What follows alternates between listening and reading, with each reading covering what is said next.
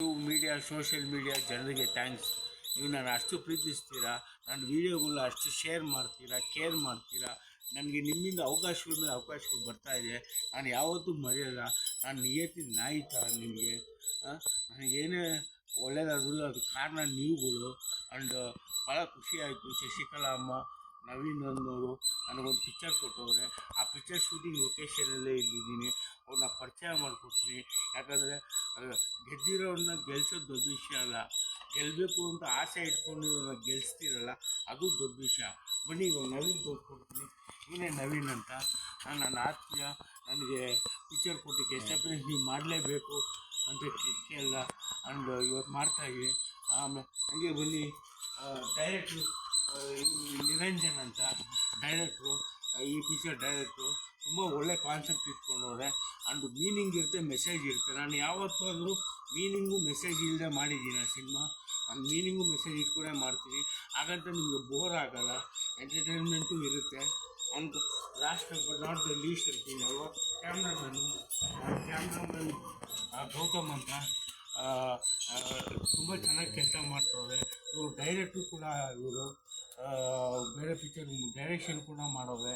ಇವರು ಒಳ್ಳೆಯದಾಗಲಿ, ಇವರು ಕ್ಯಾಮ್ರಾಮನ್ ಕಮ್ ಡೈರೆಕ್ಟ್ರಾಗಿ ಒಳ್ಳೆಯದಾಗಲಿ ಅಂತ ಹೇಳ್ತೀನಿ. ಕೊನೆಯದಾಗಿ ಈ ಚಿಕ್ಕ ಹುಡುಗ ಇವನು ನನ್ನ ಜೊತೆ ಇರ್ತಾನೆ. ಇವನಿನ ಬುದ್ಧಿವಾದ ಹೇಳೋ ಒಂದು ಸೀಕ್ವೆನ್ಸು. ಆ್ಯಂಡ್ ಏನು ನಿನ್ನ ಹೆಸರು? ಯಶ್ವಿನ್ ಅಂತ ಹೆಸರು. ಯಶ್ವಿನ್ನು ಒಳ್ಳೆಯದಾಗಲಿ ಇವನಿಗೂ ಅಷ್ಟೇ. ಇವಾಗ ಬಂದಿದ್ದೀರಿ. ಲಾಸ್ಟ್ ಬಂದು ಪ್ರವೀನು. ನನಗೆಲ್ಲ ಅಷ್ಟು ಪ್ರೀತಿ ಕೊಡ್ತಾರೆ.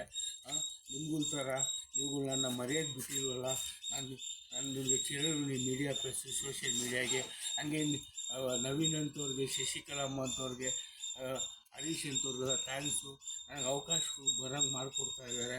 ಆ್ಯಂಡ್ ನಾನು ಖಂಡಿತ ಇನ್ನು ಮುಂದೇನು ಯಾರೇ ಬಂದರೂ ಗೆಸ್ಟ್ ಅಪಿಯರೆನ್ಸ್ ಮಾಡೋದು ಮಾಡ್ತೀನಿ ಅಂತ ಹೇಳ್ತಾ bye from fighting and firing star Utsaha ಅಂತ. ಜೈ ಅಮೃತವಾಣಿ ಫಿಲ್ಮ್. ಆ್ಯಂಡ್ ಈ ಪಿಕ್ಚರ್ ಹೆಸರು ಅಮೃತವಾಣಿ.